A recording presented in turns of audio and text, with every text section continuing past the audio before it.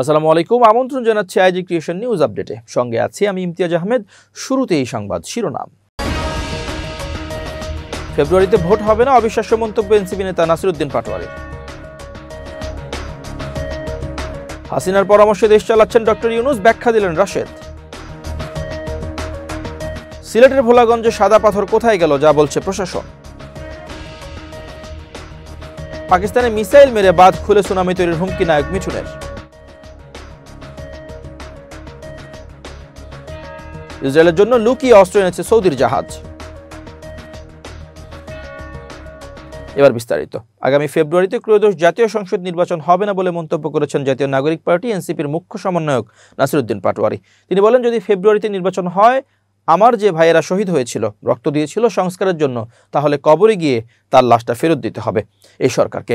মঙ্গলবার রাজধানীর ফার্মগেট কৃষিবিদ ইনস্টিটিউশনের আন্তর্জাতিক যুব দিবস উপলক্ষে জাতীয় যুব সম্মেলনে এসব কথা বলেন তিনি। গণঅভ্যুত্থানের সরকারের প্রতি আহ্বান জানিয়ে তিনি বলেন, আমার যে ভাইয়ের হাতটা চলে গিয়েছিল, যদি সংস্কার কাজ শেষ না করে নির্বাচন হয়, তাহলে এই সরকারকে আমার ভাইয়ের হাতটা ফিরিয়ে দিতে হবে। যে মায়ের বুক খালি হয়েছিল, ওই মায়ের বুকের সন্তানকে ফেরত দিতে হবে। পুরনো সংস্কৃতিতে নির্বাচন হলে মানুষ কেন আহত নিহত হলো, সেই প্রশ্ন তুলে নাসিরউদ্দিন পাটোয়ারি বলেন, একই সংস্কৃতির ডামাডোলে, একই ফ্যাসিবাদী সংবিধানে, একই সিস্টেমের মধ্য দিয়ে আমরা নির্বাচনে যাচ্ছি। তাহলে এতগুলো মানুষ শহীদ হওয়ার প্রয়োজন কি ছিল? এতগুলো মানুষ আহত হওয়ার প্রয়োজন কি ছিল? সংবাদ মাধ্যমের সমালোচনা করে তিনি বলেন, গণমাধ্যম আগে ছিল হাসিনা মাধ্যম, এখন কি মাধ্যম সেটা বললে চাকরি থাকবে না। গণঅভ্যুত্থানের পর সকল মিডিয়ার সম্পাদকদের সঙ্গে বসেছিলাম, তাদেরকে একটা কথা বলেছিলাম, যা আকাম করেছেন ঘরের ভিতর বসে থাকেন, যদি লজ্জা থাকে ঘরের ভিতর থেকে বের হবেন না। কিন্তু তাদের লজ্জা নাই, তারা বারবার বাংলাদেশের মানুষদের ধোঁকা দিয়ে যাচ্ছে। গোয়েন্দা সংস্থার কাজের সমালোচনা করে এনসিপি এ নেতা বলেন, একটা গোয়েন্দা সংস্থা বাংলাদেশে ডিজিএফআই আপনার আমার পকেটের টাকায় চলাফেরা করে, তারা কত টাকা খরচ করে বাংলাদেশের মানুষ জানতে পারবে না। তাদের কোনো দায়িত্ববোধ নাই, জবাবদিহি নাই, স্বচ্ছতা নাই। তিনি বলেন, তাদের একটাই কাজ, মানুষকে ভয়ভীতি প্রদর্শন করে কিছু হলেই আয়না করে তুলে নিয়ে আসবো। আপনার আয়নাঘর আমরা ভেঙে দিয়েছি, সামনে যদি একই ধরনের প্রচেষ্টা করা হয়, আমরা আয়নাঘর কেন, ডিজিএফআই এর হেডকোয়ার্টার আমরা ভেঙে দেব। যথেষ্ট সহ্য করেছি। বাংলাদেশে যদি ডিজিএফআই থাকতে হয়, অবশ্যই এটা সংস্কার করতে হবে। বিভিন্ন মিডিয়ায় প্রকাশিত হাসিনার পরামর্শে দেশ চালাচ্ছেন ডক্টর মোহাম্মদ ইউনূস সংবাদের হেডলাইনের প্রেক্ষিতে ব্যাখ্যা দিয়েছেন গণ অধিকার পরিষদের কেন্দ্রীয় সাধারণ সম্পাদক মোহাম্মদ রাশেদ খান। মঙ্গলবার ফেসবুক পোস্টে তিনি এ ব্যাখ্যা দেন। রাশেদ খান লেখেন, বিভিন্ন মিডিয়ায় প্রকাশিত হাসিনার পরামর্শে দেশ চালাচ্ছে ডক্টর মোহাম্মদ ইউনূস সংবাদের হেডলাইনের প্রেক্ষিতে আমার বক্তব্য, দৈনিক আমার দেশ পত্রিকায় প্রকাশিত আওয়ামী সুবিধাভোগী কর্মকর্তাদের প্রোটেকশন দিচ্ছে চার উপদেষ্টা। এই প্রসঙ্গে বক্তব্য দিতে গিয়ে আমি প্রশ্ন করার সুরে বলেছি, এই যে ফ্যাসিবাদী ব্যবস্থার কোনো পরিবর্তন হলো না, তাহলে কি শেখ হাসিনার পরামর্শে দেশ চালাচ্ছেন অন্তর্বর্তীকালীন সরকারের প্রধান ডক্টর মোহাম্মদ ইউনূস, যে হাসিনার তৈরি ব্যবস্থাকে তিনি কন্টিনিউ করছেন? ফ্যাসিবাদী ব্যবস্থার পরিবর্তন অন্তর্বর্তীকালীন সরকার না করার প্রেক্ষিতে প্রতিবাদ স্বরূপ রাজনৈতিক রূপক অর্থে এই প্রশ্ন উত্থাপন করেছে। কেন এক বছরেও 14, 18, 24 সালের ডিসিএসপি ও 16 বছরের আওয়ামী সুবিধাভোগীদের কোনো শাস্তি না হয়ে উল্টো প্রমোশন হলো? যাই হোক, মিডিয়া তার মতো করে যে হেডলাইন দিলে নিউজ হিট হবে সেটিই দেয়, কিন্তু হেডলাইন দেখেই আমাদের অনেকে পুরো বক্তব্য না, স্টেটমেন্ট না শুনে মন্তব্য করে বসেন। এতে নানা বিভ্রান্তি ছড়ায়। আমার আরও বক্তব্য ছিল, গণহত্যার বিচারের জন্য তো ডামি এমপি ও মন্ত্রীদের গ্রেপ্তার করার দরকার ছিল, কিন্তু তারা কেন প্রোটেকশন পাচ্ছে? এক বছর দৃশ্যমান রাষ্ট্র সংস্কারও পরিলক্ষিত হয়নি, পুলিশ, সচিবালয় ও সরকারি দপ্তর ও সেক্টরের পরিবর্তন অন্তত করা যেত ইত্যাদি। কিন্তু সেটি না করে হাসিনার আমলের কর্মকর্তাদের রাখা হয়েছে বহাল তবিয়তে। আর 16 বছর যাদেরকে রাজনৈতিক তকমা দিয়ে বঞ্চিত করা হয়েছে, তারা এই সরকারের আমলেও বঞ্চিত। হাসিনার পরিবর্তে শুধু ডক্টর মোহাম্মদ ইউনূস স্থলাভিষিক্ত হবে, এই পরিবর্তনের জন্য তো এত মানুষ জীবন দেয়নি। গণঅভ্যুত্থান হয়নি, আমরা চেয়েছি সরকার ও শাসন ব্যবস্থার পরিবর্তন। সরকার বদলালেও শাসন ব্যবস্থা বদলায়নি। এখানকার ভয়াবহ অবস্থা আজকে হয়তো লুটপাট নেই, কিন্তু পাথর যা নিয়ে গেছে তাতে এ পর্যটন স্পট মারাত্মক ক্ষতিগ্রস্ত হয়েছে। পাথর বলতে কিছু নেই এখানে এখন আর। সিলেটের ভোলাগঞ্জে সাদা পাথর নামক পর্যটন স্পটে দাঁড়িয়ে এ কথাগুলো বলেছিলেন সেখানকার স্থানীয় একজন সাংবাদিক মাহবুবুর রহমান রিপন। মঙ্গলবার সকালে সাদা পাথরের ওই স্থানে গিয়ে তিনি সরেজমিনে পরিস্থিতি দেখেছিলেন। তিনি জানান, আগের সাথে তুলনা করতে গেলে এখন ভোলাগঞ্জে সাদা পাথর নেই বললেই চলে। মাহবুবুর রহমান বলেছেন, আগের সাথে তুলনা করলে বলা যায় প্রায় 75% পাথর এখান থেকে তুলে নিয়ে গেছে। 25% পাথর এখন এখানে আছে, যেটা বিজিবির ক্যাম্পের সাথেই লাগোয়া স্থানে আছে।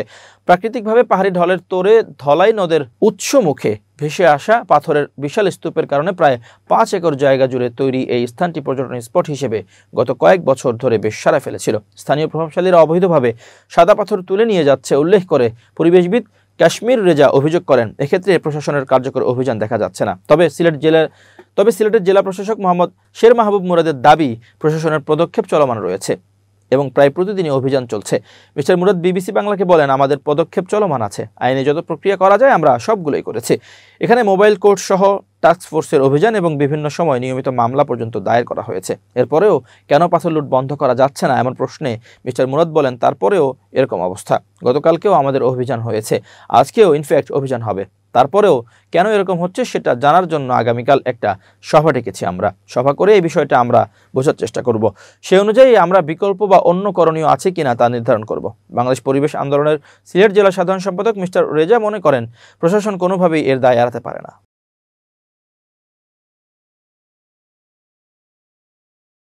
সামাজিক যোগাযোগ মাধ্যম ফেসবুক ও টিকটকে একটি ভিডিও ছড়িয়ে পড়েছে, যেখানে দেখা যাচ্ছে জেসিকা র্যাডক্লিফ নামে এক প্রশিক্ষককে হত্যা করেছে একটি ডলফিন।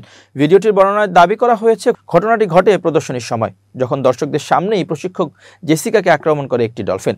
ফেসবুক, টিকটকের অনেক ব্যবহারকারী এই ভিডিও শেয়ার করেছেন। কেউ লিখেছেন, পানিতে মাসিকের রক্ত ছড়িয়ে পড়ার পর ডলফিনটি উত্তেজিত হয়ে প্রশিক্ষককে হত্যা করে। ভিডিওতে দেখানো ডলফিনটি ওরকা প্রজাতির। এটি ডলফিন পরিবারের সবচেয়ে বড় প্রজাতি। এ ধরনের ডলফিনকে সাধারণত কিলার হোয়েল বলা হয়। ফেসবুক ও টিকটকের অনেক ব্যবহারকারী ভিডিওটি শেয়ার করলেও কেউই উল্লেখ করেননি ঘটনাটি কোথায় ঘটেছে। ব্রিটিশ ট্যাবলয়েড দ্য স্টার সহ একাধিক গণমাধ্যম বলছে, এমন কোনো ঘটনা আসলে ঘটেইনি। সরকারি নথি, সামাজিক নিরাপত্তার প্রতিবেদন কিংবা বিশ্বস্ত সূত্রে জেসিকা র্যাডক্লিফ নামের ওই প্রশিক্ষকের খোঁজও পাওয়া যায়নি। ভিডিওটি মূলত কৃত্রিম বুদ্ধিমত্তা এআই দিয়ে বানানো। ভোকাল মিডিয়া সহ তথ্য যাচাইকারী একাধিক সংস্থার বরাত দিয়ে দ্য স্টারের প্রতিবেদনে বলা হয়েছে, ভিডিওটি তৈরিতে ভুয়া ফুটেজ ব্যবহার করা হয়েছে। ভিডিওর ভয়েস ওভার এআই দিয়ে তৈরি। বিশেষজ্ঞরা বলছেন, ঘটনাকে চাঞ্চল্যকর দেখিয়ে সামাজিক যোগাযোগ মাধ্যমে প্রায়ই এমন ভুয়া গল্প বানানো হচ্ছে। এগুলো দর্শকদের আবেগ উস্কে দেওয়ার অপচেষ্টা। এবার আন্তর্জাতিক প্রসঙ্গ। পাকিস্তানের সাবেক পররাষ্ট্রমন্ত্রী বিলাওয়াল ভুট্টো সিন্ধু নদ চুক্তি নিয়ে কথা বলেছেন। তিনি ভারতের সঙ্গে আবারও যুদ্ধের হুঁশিয়ারি দিয়ে বলেছেন, এবার যদি যুদ্ধ হয় তাহলে পাকিস্তান তার 6 নদী আবারও উদ্ধার করবে। বিলাওয়াল ভুট্টোর এমন হুমকি ধমকির পর পাল্টা হুমকি দিয়েছেন বিজেপি নেতা ও অভিনেতা মিঠুন চক্রবর্তী। তিনি মঙ্গলবার 12 আগস্ট বলেছেন, যদি বিলাওয়াল এমন হুমকির সুরে কথা বলতে থাকেন তাহলে ভারতের ধৈর্যের বাঁধ ভেঙে যাবে। তখন পাকিস্তানে একের পর এক ব্রাহ্মস মিসাইল নিক্ষেপ করবে ভারত। এরপর নদীর বাঁধ খুলে দিলে পাকিস্তানে সুনামি হবে। মিঠুন বলেন, যদি বিলাওয়াল এভাবে কথা বলতে থাকেন, আমাদের ধৈর্য ভেঙে যায়, তাহলে একটির পর একটি ব্রাহ্মস মিসাইল নিক্ষেপ করা হবে। এরপর আমরা বাঁধ খুলে দিব। এত সুনামি হবে, পাকিস্তানের সাধারণ মানুষের বিরুদ্ধে আমার কোনো অভিযোগ নেই।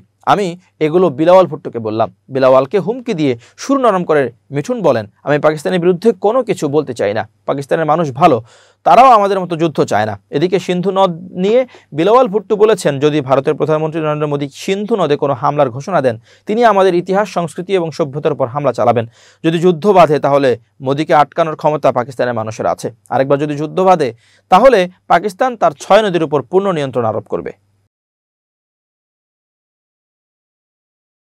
দখলদার ইসরায়েলের জন্য যুক্তরাষ্ট্র থেকে অস্ত্র নিয়ে আসা সৌদি আরবের একটি জাহাজ আটকে দিয়েছে ইতালির জেনোয়া বন্দরের কর্মীরা। গত শুক্রবার 8 আগস্ট বাহরি ইয়ানবু নামে সৌদির এই জাহাজটি জেনোয়া বন্দরে আসে। জাহাজটি জেনোয়া থেকে অস্ত্র বোঝাইয়ের কথা ছিল, যেগুলো আবুধাবিতে নিয়ে যাওয়া হতো। কিন্তু বন্দরকর্মীরা জানতে পারেন এই জাহাজে আগে থেকেই অস্ত্র ও গোলাবারুদ ছিল, যেগুলো দখলদার ইসরায়েলে নিয়ে যাওয়ার হবে। জাহাজটিতে অনেকটা জোরপূর্বক প্রবেশ করেন বন্দরের 40 কর্মী। তখন তারা ইসরায়েলের জন্য আনা অস্ত্রের খোঁজ পান। ইতালির জেনোয়াতে আসার আগে জাহাজটি যুক্তরাষ্ট্রের মেরিল্যান্ডে গিয়েছিল, সেখান থেকে এটি এসেছে। জেনোয়ায় autonomous collective of port workers and ইউনিয়নের জোসে নিভোই বলেছেন, আমরা যুদ্ধের জন্য কাজ করি না। তিনি জানিয়েছেন, সৌদির জাহাজের এই অস্ত্র চোরাচালান ধরা পড়ার পর অস্ত্র চোরাচালান বন্ধে জেনোয়া বন্দর কর্তৃপক্ষ একটি স্থায়ী পর্যবেক্ষক দল গঠনের প্রতিশ্রুতি দিয়েছে। এর আগে 2019 সালে জেনোয়া বন্দরের কর্মীরা একইভাবে অস্ত্রবাহী আরেকটি জাহাজ আটকে দিয়েছিল। 2023 সালের 7 অক্টোবর থেকে গাজায় বর্বর গণহত্যা চালাচ্ছে দখলদার ইসরায়েল। দখলদাররা গাজায় যেন বর্বরতা চালাতে আর কোনো অস্ত্র না পায়, সেজন্য ইউরোপের বিভিন্ন দেশের বন্দরকর্মীরা তৎপর হয়েছেন। গত 24 জুন ফ্রান্সের ফোর্স মার্সেইয়ের বন্দর কর্মীরা ইসরায়েলের জন্য বন্দরে আনা অস্ত্রের উপকরণ জাহাজে লোড করতে অস্বীকৃতি জানান। এরপর ওই জাহাজ অস্ত্র উপকরণ বোঝাই না করেই চলে গেছে।